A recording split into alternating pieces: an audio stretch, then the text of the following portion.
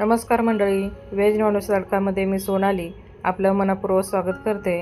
आज आपण वरून एकदम कुरकुरीत आणि आतून एकदम मस्त असा मऊ लुसलुशीत पापलेट रवा फ्राय बनवणार आहोत। मसाला न सुटता परफेक्ट पापलेट फ्राय कसा करायचा यासाठी काही टिप्स सांगितलेल्या आहे। चला मग लगेचच रेसिपीला सुरुवात करूयात। तर यासाठी इथे मी काही पापलेट घेतलेले, 2 ते 3 पाण्याने पापलेट स्वच्छ धुवून घ्यायचे।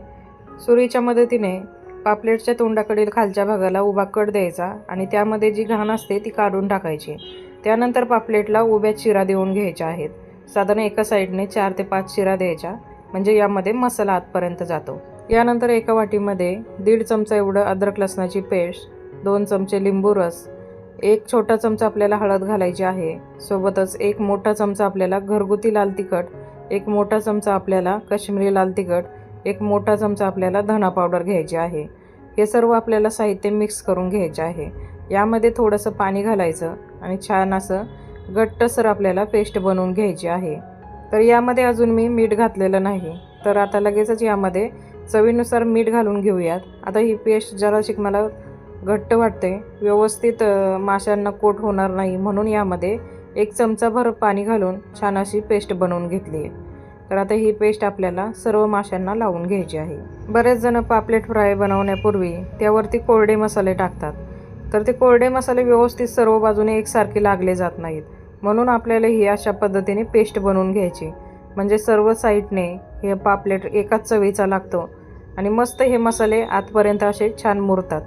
तर ह्या पापलेटला आपण ज्या अशा उभ्या चिरा दिलेल्या आहेत त्यामध्ये सुद्धा व्यवस्थित हा मसाला भरून घ्यायचा आहे। अशा पद्धतीने दोन्ही साईडने एकदम जास्त पण लेयर लावायची नाही, पातळ पातळ लेयरमध्ये हा मसाला या सर्व पापलेटला लावून घ्यायचा आहे। आता या माशांना जे आपण उभ्या कट दिला त्यामध्ये मसाला आतपर्यंत पोचल्यामुळे छान असा आतपर्यंत मसाला जातो आणि आतून सुद्धा पापलेट चवीला खूप छान लागतो। तर याच पद्धतीने आता उरलेल्या सर्व पापलेटला मी मसाला लावून घेतलेला आहे। तर साधारण मी इथे 7 पापलेट घेतलेले आहे। मसाला आपल्याला कमीही पडला नाही किंवा जास्तही झालेला नाही। आता पापलेटची ही आतली लेयर झाली, तर बाहेरच्या लेयरसाठी आपल्याला रव्याचं मिश्रण बनवून घ्यायचं आहे।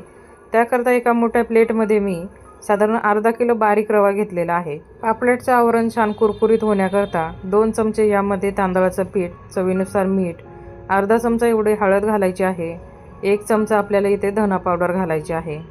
सर्व साहित्य छान मिक्स करून घ्यायचं। तर आपल्याला एवढा रवा लागणार नाही, हे जास्त मिश्रण बनवून मी डब्यामध्ये ठेवत असते, मग ते आपल्याला लागन तेव्हा वापरता येतं। यानंतर बघा, थोडीशी हळद कमी वाटली, अजून अर्धा चमचा हळद घातली आणि थोडीशी काश्मीरी लाल तिखट घातली रंगासाठी। छान मिक्स करून बघा आता डब्यामध्ये भरून ठेवायचं। हे अगदी 1 ते 2 महिना आरामशीर टिकतं। आपल्याला जेवढा रवा हवा तेवढा प्लेटमध्ये काढून घ्यायचा, प्रत्येक वेळी हे नवीन बनवायला लागत नाही। चला मग लगेचच हे रव्याचं मिश्रण पापलेटला लावून घेऊया। तर पापलेटला ही रव्याची कोटिंग करताना ती एकदम पातळ लेयरमध्ये करायची, जास्त जाड करायची नाही। जास्त जाड केली तर तेलामध्ये ही कोटिंग सुटून जाते, म्हणजेच आपण आतून जो मसाला लावलाय तो सुद्धा निघून जातो। म्हणून आपल्याला ही एकदम अशी पातळ लेयरमध्ये रव्याची कोटिंग या पापलेटला करायची आहे। तर इथे दाखवल्याप्रमाणे पापलेटला सर्व बाजूने हा बनवलेला रव्याचं मिश्रण लावून घ्यायचं आहे। तर याच पद्धतीने बघा, अजून एक पापलेटला मी रवा लावून दाखवते। रव्याचे हे मिश्रण बनवताना आपल्याला यामध्ये बारीकच रवा घालायचा आहे। जर तुमच्याकडे जाड रवा असेल तर मिक्सरमध्ये एकदा फिरवून घ्या। जर जाडसर रवा वापरला तर तेलामध्ये हे रव्याचं मिश्रण सुटतं, म्हणून आपल्याला यामध्ये बारीकच रवा वापरायचा आहे। पापलेटच्या दोन्ही साईडने अगदी कडेपर्यंत हा रवा आपल्याला एकदम पातळ लेयरमध्ये असा लावून घ्यायचा आहे। एकदम जास्त जोरात सुद्धा दाबायचा नाही, हलक्या हातानेच याला हा रवा लावून घ्यायचा आहे। तर याच पद्धतीने बघा, उरलेल्या सर्व पापलेटला मी हे मिश्रण लावून घेते। चला मग लगेचच पापलेट फ्राय बनवायला घेऊयात। त्याकरता गॅसवरती ॲल्युमिनियमचा तवा ठेवून त्यावरती 2 पळी एवढं तेल गरम करून घेतलेलं आहे। तर तेल आपल्याला मध्यमच गरम करून घ्यायचं, एकदम जास्तही नाही किंवा एकदम कमीही नाही।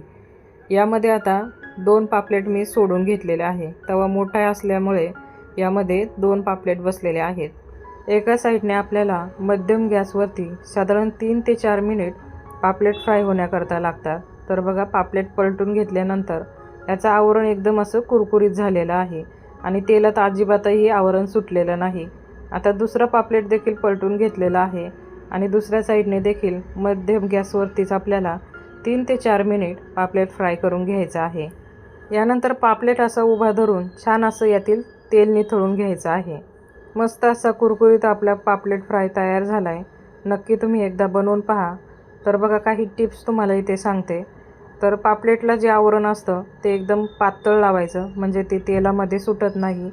दुसरी टिप्स म्हणजे तेलामध्ये पापलेट सोडल्यानंतर सारखं त्याला उलटपालट करायचं नाही. सारखं उलटपालट केलं तर पापलेटमध्ये तेल जास्त जातं आणि त्याचं आवरणसुद्धा तेलामध्ये सुटतं किंवा मग पापलेटमधून तुटून पण शकतो.